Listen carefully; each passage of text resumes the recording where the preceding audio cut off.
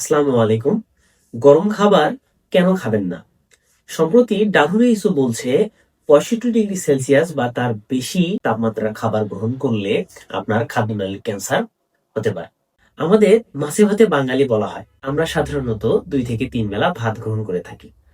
আর এই ভাত গরম অবস্থায় আমরা যদি গ্রহণ করি, এতে করে যে স্টার্চ থাকে যা কিনা আমাদের হজম শক্তিকে দুর্বল করে দেয়, খুব আর্লি গ্লুকোজ স্পাইক করে, যার ফলে আপনার ইনসুলিন রেসিস্টেন্স হয়ে যেতে পারে, যেটি ডায়াবেটিস, হৃদরোগ পেশেন্টদের জন্য প্রচুর হার্মফুল।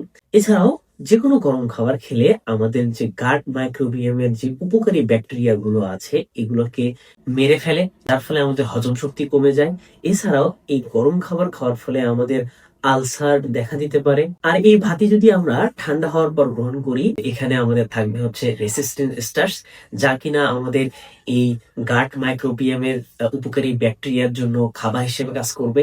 এছাড়াও আমাদের এটি খুব সহজে বা আর্লি ব্লাড সুগার স্পাইক করবে না, এবং এই শর্করা খুব ধীরে ধীরে ভাঙবে। এর ফলে আমাদের লং টাইম সময় ধরে গ্লুকোজ লেভেল সাম্যাবস্থায় থাকবে, দ্রুত গ্লুকোজ ফল করবে না, যা কিনা আমাদের ডায়াবেটিস পেশেন্টদের জন্য প্রচুর হেল্পফুল হবে।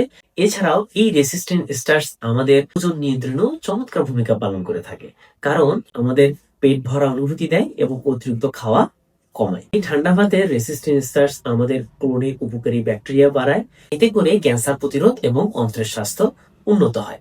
তবে অবশ্যই আমাদের এই ঠান্ডা ভাত খাওয়ার ক্ষেত্রেও বেশ কিছু সাবধানতা অবলম্বন করতে হবে। আর এখানে এই ঠান্ডা খাবার বলতে বোঝানো হচ্ছে যে রান্না করার পর যে টেম্পারেচার আছে সেখান থেকে রুম টেম্পারেচারে বা মুখে সহনীয় তাপমাত্রায় গ্রহণ করা।